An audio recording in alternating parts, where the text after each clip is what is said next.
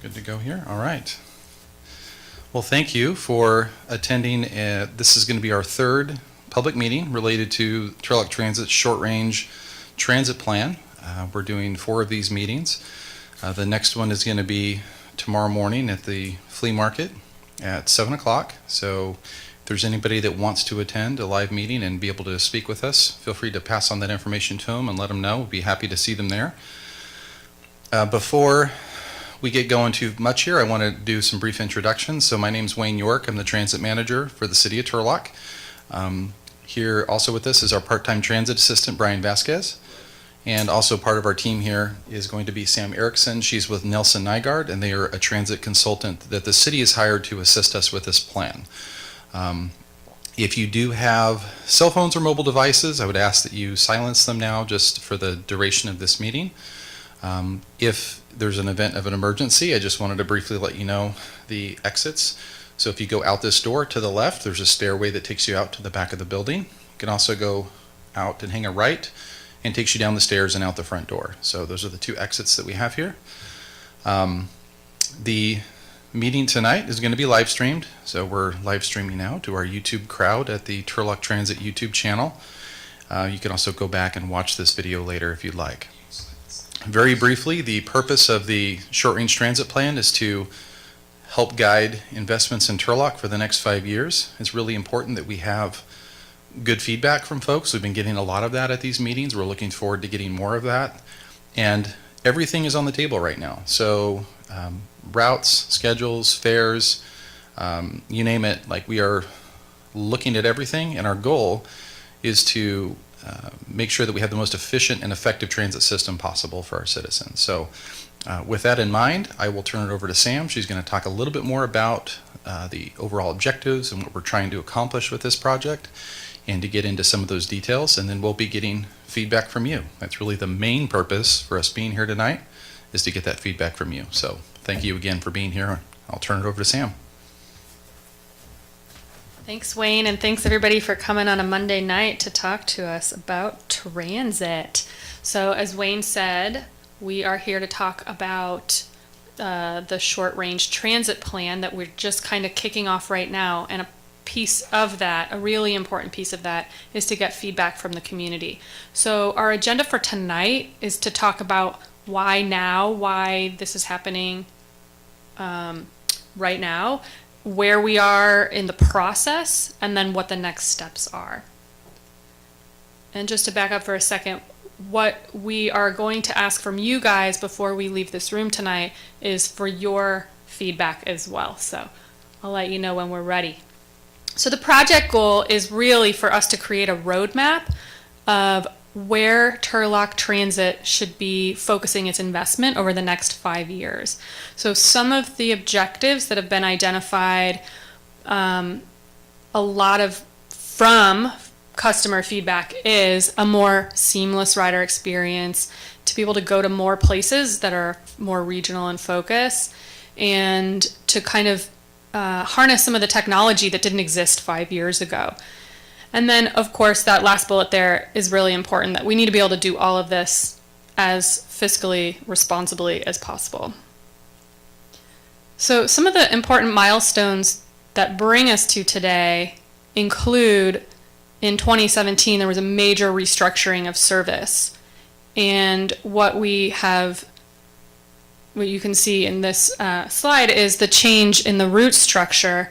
And it doesn't show it, but there's been a huge jump in ridership. Ridership is up 23%. So why now, why we're doing this process again, is there's a new normal, a new baseline for Turlock Transit, and we want to make sure that investments are relevant, that we're not using old data, old numbers, old stuff to make new investment. So this process includes some very specific things and doesn't include other things. So what we are working on now is analyzing the existing conditions, like the ridership, like where the jobs are, where the housing is, where the students are, patterns, census data, stuff like that.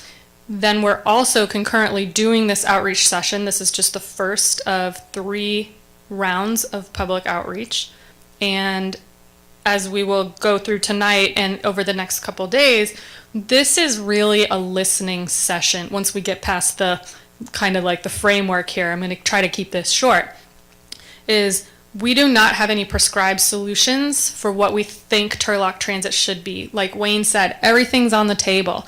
So we want to hear from you what is working, what isn't working, what you'd like to see more of, what's important to you, what's not. So when we're all said and done, we're going to take your feedback, we're going to mix it in with the quantitative stuff that we've discovered about what's happening now, and mix it in with sort of the strategic plans that the city has identified as where it wants to be more long-term. And we're going to develop a plan that encompasses things like where the service actually operates and when and how often, and the dial-a-ride service and who's eligible and when, and the costs, fares, and then things right down to the capital investments like where people are waiting for the bus stops, for the shelters, what the fleet looks like, and finish it up with a plan that can actually be implementable. So that's kind of just the short of it there. We're here to make the bus better. This slide might be a little bit small. Hopefully you guys can see that, but what I think we can all agree on is that making the bus better for you might look different than making the bus better for you. And so we want to take an opportunity to just have everybody acknowledge that there are trade-offs in this fiscally restrained environment. You know, if a bus system had uncontrolled, or, you know, if all the finances in the world, we could have it look quite different than it looks today. So, do you want the bus coming more often, but it only can go operate Monday through Saturday? Or can we stretch out those, how often the bus comes, but now we can provide Sunday service? What's more important to you? And it might be different for each person. So that's part of why these sessions are so important. And we'll do this, I think we're going to save this exercise till after this presentation, but there's a board back in the back of the room with these trade-offs, and we can talk a little bit more about what's important to those of you just in the room here today, like we're talking to people at our other meetings. So I'm not going to read this slide, but what we hear time and again about what's important to transit riders include things like convenience and easy to use and cost efficient and safety. So we just want to recognize that these are very fundamental things to providing transit, that when we're trying to make things better, these are the overarching themes that we have in the back of our mind. So where we are today, I've kind of already talked about a little bit, but we're here at the public input phase, and one of the activities that we've done is asked people to fill out these comment cards here that say, what is your wish for Turlock Transit? It's not necessarily limited to one wish, but and we've been kind of posting them up, and there's been a lot of common themes, and this will give us something to go back and compare with some of the qualitative or quantitative stuff that we've looked at and see, yeah, okay, there looks like there's a gap or an opportunity here for us to move forward. So then this is just sort of our timeline that we're hoping by May we'll be back to you guys with some actual service alternatives, like, hey, we heard you wanted X, Y, and Z. Here's what we came up with for some ideas, and then ask for you to respond to those as well. My question is, and perhaps the viewers have the same question, there are many of us who have been very loyal in attendance to recent public forums a year back, and when they come out, you invite them to your work site. What happened to all of that data, that feedback that we've already submitted? They like to joke with me and say, we put it in the hopper. Nice, nice. And I keep jumping out of the hopper. And so I'm just curious, was any of that data provided to you prior to this process? Well, we are still in the very initial phases, so we have not looked through that data yet. So, yeah, that's a good question. So, to recap, there was about a year ago, around this time, there was public outreach for a what we called at the time a community shuttle concept. And it was really the city's attempt to try and come up with something that would serve as like an interim measure to get to some of these places that people really wanted to go to right now. And so out of that, there was multiple meetings, and then we came up with a proposal and a route, and it got pretty well defined. The intent was to roll that out last spring. We had some fleet issues that did not allow us to do that. We anticipated getting some buses that ultimately didn't come through. So with that background or context in mind, to answer your question, we have not provided all of that information to the consultant yet, but we are going to do that. We have mentioned the concept and what we've done.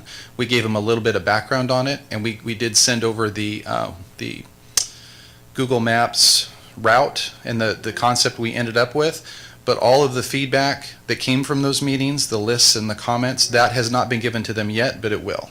Okay. Okay. That's once I brought everything, thinking, Sure. oh, we're doing this again. Right. And again.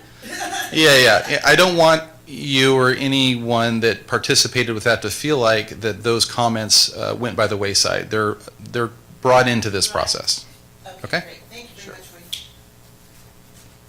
Yeah, unfortunately in planning, a lot of times it does just feel like people are asking and then it doesn't happen, right? And so that's something as an industry we're trying to be better about. And a lot of times it does have to do with fiscal constraints.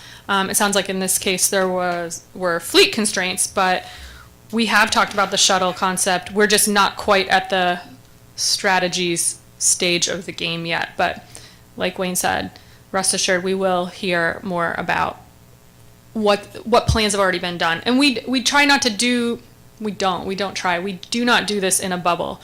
Part of this review is reviewing other plans, regional, local, all of that, to make sure that So in February, we did an onboard rider survey, and there were 237 people that took our survey, which we thought was really good.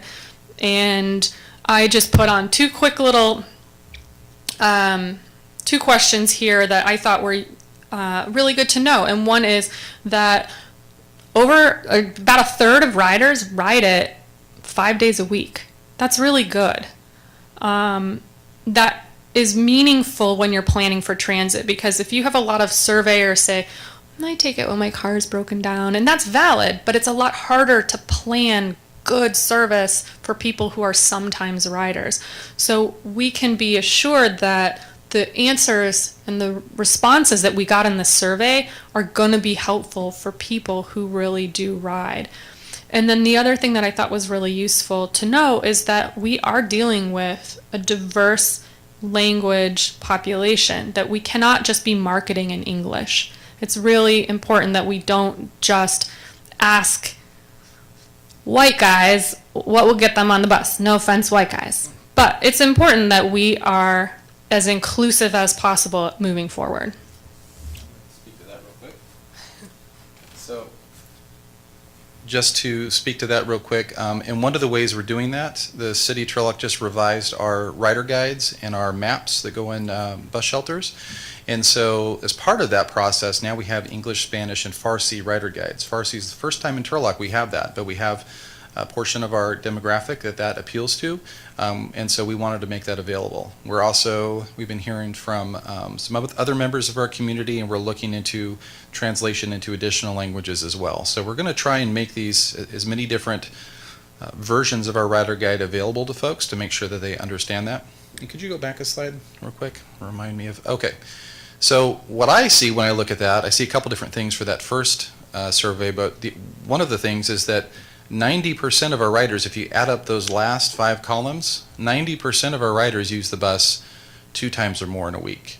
And so that is interesting to us too, and this is a sample, right? It's intended to be statistically significant for our ridership base. But the other question that, there's not enough room to put everything here, but the other question that I found interesting was general overall satisfaction with the transit system. And we had a 90% positive response of 3 different, positive, neutral, negative, 90% positive response rate. So what that tells me is that we're doing a lot of things right, but there's just opportunities to do things better. So that's part of what we're trying to do. I think it's reflected in our ridership that, have we already talked about that, the 23%? Yeah. So it's reflected in the ridership, it's reflected in some of the charts that are in the back too. But anyway, just a couple other thoughts. What was the percent? 23% increase in the last fiscal year over the prior year. There. Just with the survey, one of the surveys when I took it was, there was a question about being on time. Mhm. And also one of the things that was most impressive about Turlock Transit, it's like so accurate, the time logistics everywhere. By the time you pick it up at your spot, and then being a transit center, they're very well organized. That's Great, very important, obviously. great. Could you recap that? I don't know if the video caught that. Yeah, what's your name? Manuel wanted everyone to know that he's been very impressed with the on-time performance of the buses. And which routes do you usually take? I take 5 and 2. The 5 and the 2. Awesome. Thanks for your feedback. Okay, this is just a quick chart showing that there are some clear spikes in ridership on the routes when there are free rides being offered, or when school is back in session. So just kind of an interesting little bit on who's riding or when. And just, this is really preliminary, but the routes 5 and the 4 have the highest weekday ridership. I'm not sure if that surprises anyone or if that feels about right, but this is what we've found so far. And okay, so just to kind of get us towards the fun part of the program tonight, our next steps, which I think I've already mentioned, are what we need you guys for to help us kind of get to this second step of what are some ideas for changes to the service plan, and then some other pieces that are a little bit less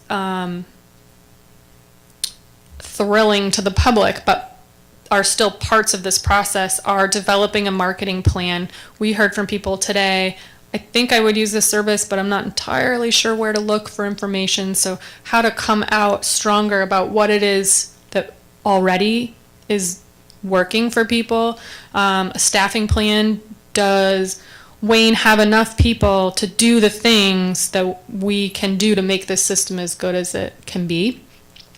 And then a capital plan, like what does the fleet replacement look like in 10 years when the California Air Resources Board says all new purchases of vehicles need to be electric? So things are changing, and what does that mean? Both logistically for buying new fleet, but also for putting in charging stations. So these are all things that we'll just be looking at and funneling into a plan that, as I mentioned, the key at the end is that this is not just something that we said, okay, thanks for your feedback, we're going to put this on the shelf. We want Turlock Transit to be able to actually do things afterwards. So I invite you all, if you haven't already, to take, which is different than the Onboard survey, is to take this online survey, tell all your friends. It's going to just give us a little bit more for people who aren't able to be here tonight. And so with that, we're going to end the formal presentation, and we're just going to kind of ask for feedback from you guys. And we can do that in one of two ways. One, since there's not a whole ton of you guys, we can take turns speaking, or we can kind of mill about in the back and talk about the trade-offs and just look more closely at the boards on the back. So I'm happy to do whatever makes the most sense for you guys and is most comfortable. So thanks for your time. Let's have you guys do the talking now. Is there any questions or comments right out the gate that you guys have? Or would it be easier to go back and look at some of the posters and the routes and the trade-offs? You And can also pass this around. yeah, we could if you. Comments in general about the What? Right. Yeah. About the process. Yeah, like what you're here to talk about. Yeah, exactly. Did you have some? Yes. Yeah, great. Let me pass this on to you. And if you could identify yourself. Yes, my name's Brian Sontag, and I work for the library system. And so I'm here for a couple different reasons. The first reason is we've been getting a lot of feedback over at the Turlock Library about the lack of a bus stop. And so it hasn't been, tons of people, but we have been getting comments regularly about the bus stop, people wanting to bring it back. And so I'm just here to pass that along. We haven't done any kind of formal survey to see if these people actually ride the bus, or maybe they just have a strong opinion about it, but I'm here to pass that along. And then the second kind of wish list for the library specifically is we're doing our expansion project for the library, and we're going to be doing away with the entrance on the minaret side of the library. We're just going to keep the one on the east side by the parking lot. That's the entrance that most people use, and so we would like, if the bus stop does come back, for it to be closer to the entrance, possibly on Cooper. I don't know the logistics of that or anything like that, but that would just be the library's wish list item if the bus stop came back. Great, we'll take a So, look. thank you. Thanks. Next.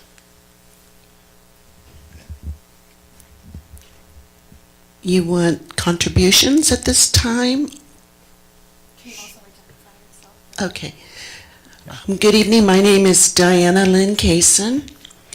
I facilitate a life group at New Life Christian Center called Refresh Hope. It's an encouragement support group for ladies in crisis or coping with any type of mental health diagnosis.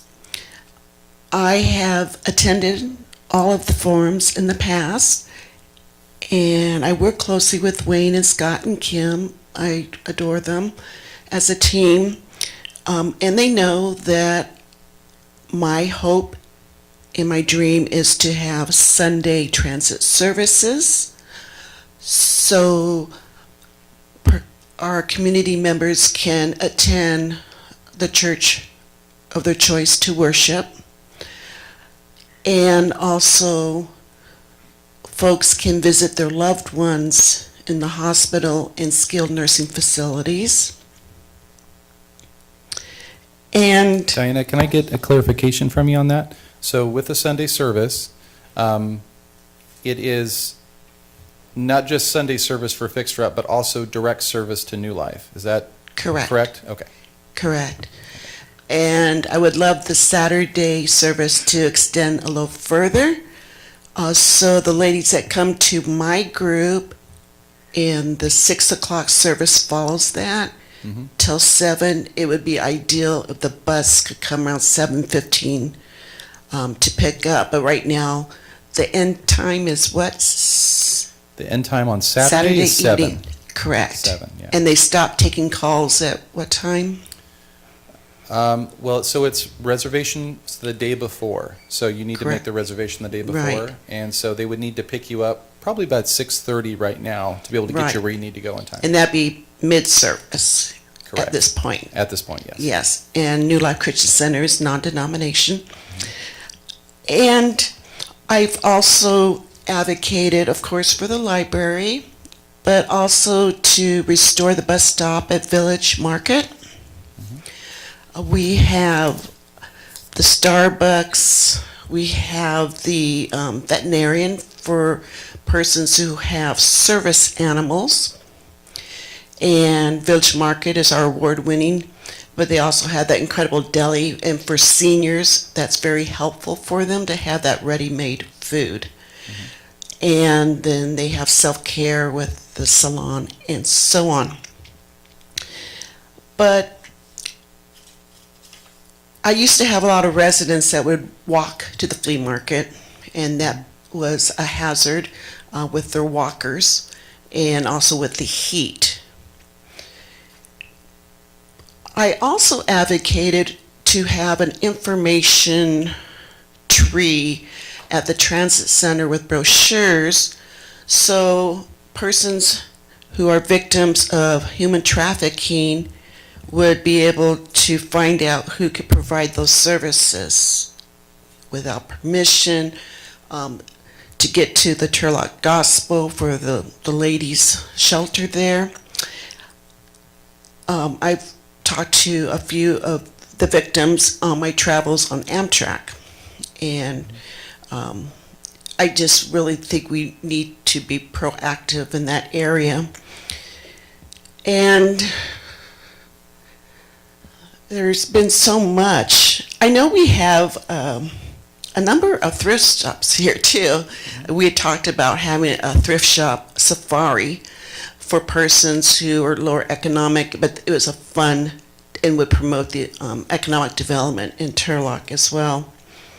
So it's hard to bring all that feedback from the past. Just right now, I'm trusting that you'll give all that information to the consultant. That'd be fabulous. Yeah, absolutely. Thank you. No problem. Oh, Can I ask a clarifying question on Yes. that last one? So the last one you talked about the thrift shop safari. oh, we talked about that. Right, Because right. I work with seniors, yes. So with the community shuttle concept, one of the things that concept would do was that it would serve the library, it would serve the sales yard, serve the downtown post office and banks and some of those areas of interest at that time. And I think there was even some thrift shops along that route. Right. So to clarify your request, would you want service, would you be seeking that thrift shop service like daily, or would a couple times a week kind of meet that need you're talking about? I just want to gauge like the level of frequency you're looking for with that. I was looking at nonprofit thrift shops. There's a big difference between the nonprofits versus consignment, more the boutique. Okay. Senior citizens usually get their Social Security check around the 3rd, and that's, if you check your data, I'm sure you'll see there's an increase in ridership there because they'll travel throughout the town and pay their bills. And for that one day, they'll do shopping, they'll visit a restaurant, and then pretty much at the end of the day, the funds are, any discretionary funds have expired. But yes, that would be helpful to them, very much so. So what is the frequency that you'd be looking for that? Are you thinking that would be something that needs to be provided every day, every couple days, once No. a week? Like what? I would say twice a month. Oh, okay. Yes, because some folks get their Social Security mid-month as well. Okay. I guess my concern is, I'm formerly the Vice President of Business Retention Expansion for SCEDCO, our county's Economic Development Corporation. So I've worked with businesses, to encourage them to stay in the community or expand. And what gets me is we have an example, New Life, who does this wonderful expansion. We have Black Bear Restaurant there. We have the new 10 Pin. And we don't have bus services to these sites. And they've invested in our community. I would love to see bus service directly to the Turlock Gospel Mission. We don't have that right now. And from there to our community service agency on Main Street. So we need to connect these dots so people can get the services. Sure. Thank you. Thanks.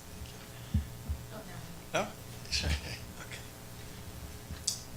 Thank you. Hi, my name is Manuel. I'm just a Turlock resident. This is the first time I've used this. I started using the transit more this semester. I'm a CSU student. One of the questions that I had was, I go to school at night, and obviously it's free for our students. It's a great benefit that we use it. It works out tremendously for parking for us, so it's awesome. It drops you right in front of the college. But the dilemma I have is, I believe the last bus leaves CSU San Jose at 8:30. By the time a person that, like, I have to get on Route 5, so I'll use Route 2. By the time I get to Route 5, basically I'll be back to the transit center, but I wouldn't be able to get a connection because the last bus left at 8:30. So I wouldn't see if we could get expanded maybe to 9:30, so people that get out of class later, evening classes, could benefit from that. And then Can I ask a clarifying question on that one? Sure. Is there any classes that actually run even later than the ones you take? I believe so. Okay. 'Cause I only go to the one at 6, so I think there's some that go as late as 10. Okay. That's something that we want to take in consideration with that. Okay. Also, just Turlock in general, it's just very dark. The streets are dark, obviously Lander, but even off of a Monte Vista, when I've taken the bus at night, I pick up the bus on Dale's Monte Vista. That's lit up, but still a little dark. But there's also there's also a stop down by Rite Aid that has no lighting at all. That's a concern. And then if you come to the west side over here to Lander, very concerning too. Obviously safety, and then people can't access it as easy. Bus drivers have time overseeing that. And then I do attend a lot of the city council meetings. One of the things is I get out, my stop is off of Lander. So for me to come to the bus, to the meeting here, what I would have to do is get on the bus and get dropped off at Central Park and then walk across the street to come here. Or I would have to go down to the transit center, wait for them to transfer, or just stay on the same bus. Then I'll get dropped off perfectly right here. So one of the other things is there going to be a reverse route, like multiple routes, the way Route 2 and Route 1 are on that side of town? Just that. We don't really have any defined plans right now for that, but I understand that sounds like that's a request. You would like to have the reverse. We have bidirectional service for part of Route 5, so once you get to the park, basically from the park to the transit center, it goes both ways. But it sounds like you'd like it to go both ways all the way around. Mm-hmm. Okay. So we have these comment cards here for My Wish for Turlock Transit, and that would be a great one to write, is that you'd like those routes to go the opposite direction. Yes. Actually, one of the biggest concerns probably to the Sands also about people that want to use the bus in the evening probably don't use it because there's not, the latest time is 8:30. Yeah, no, and that's a fair point. We've had requests from other individuals that have asked for something similar. There's also been a request for us to consider aligning our times with START. So if you are on the regional START bus and you get here to the transit center on their last bus, they run later than us, you get to the transit center and our service isn't running. So that's been a request also to align those times to run till, I think 10 would be the time that has been requested. So that later service is, you're not the only one. We appreciate that comment. To your concerns for safety lighting, that is certainly noted as well. I wanted to mention along those lines, just for your information, the city has installed 20 solar powered lights at some of the locations throughout town that had no lighting before, just to address that very situation, specifically at locations where there was right-of-way constraints, where we couldn't fit a shelter there, so we put a light on top of there. There's also 20 shelters that we currently have in our possession that have been mapped out to replace existing shelters that a lot of them don't have any sort of lighting in them. And so these new shelters will have ad panels, they'll have solar powered lighting, they'll have trash cans and amenities, things like that. And in addition to those 20 that we already have, we have plans for 20 more. And so we are working in figuring out where those need to go. That second round of 20 is going to go at locations where it's a little bit more complex, where we maybe need to work out some right-of-way issues, or we need to have some more elaborate designs, curb cuts and things like that to make it work. And so that's also in the works. That's in the design phase. But I just wanted to let you know that kind of stuff is already happening, but we're going to keep doing that, and we're going to keep, responding to, points like you're making for safety and security, because now that we are running later, that's more of an issue. When we ended service previously, 3 years ago, when we were ending at 6:30, it was less of an issue because we really weren't operating in periods of darkness. Now we are, and we recognize we need to do more in that area. So thanks for those comments. Is there any other comments? Would you guys like to go play the trade-off game in the back? Okay. Well, The movie theater hasn't been brought up yet. not You here. brought it up. Actually, we heard quite a bit of people ask about service to the movie theater tonight, and then I did write it down when you mentioned it. So yeah, we've Yeah. been hearing that. Yeah. And so the other thing I wanted to just reiterate for the benefit of this group here, as well as anybody watching at home, is that regardless of what happens with this whole process, understand a couple things. First of all, fixed route can't meet every need, as Sam talked about before. It can try and serve as many needs as possible. We want to hit up the majority, get as close as we can to these main points of interest that serve the most people. But there's going to be times where you might need to walk a few blocks to get to it. And so that's part of the system. And the other thing that we really didn't talk about a whole lot is we also have the dial-a-ride system. And that's currently available to serve all of Turlock. And so regardless of what happens with the fixed route system, we will have some sort of transit service available to you to get to places that are a little bit out of reach, or maybe it's just a little far to walk from maybe 2 or 3 blocks away, and you don't want to walk that far. Well, there's going to be an alternative that's available. Currently, it's Dial-A-Ride.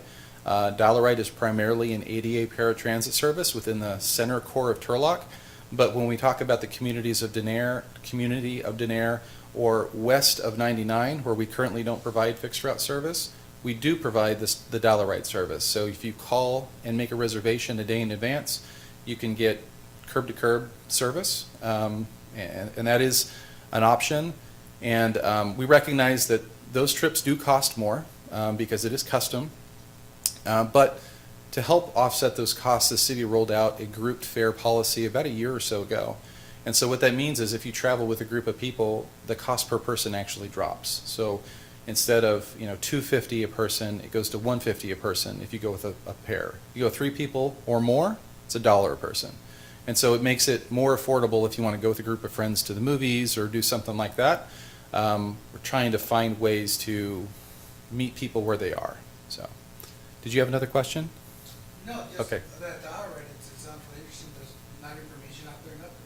You actually went over that. Sure, yeah. So at turlocktransit.com, a lot of the focus is on the fixed route system. That's the bulk of our ridership.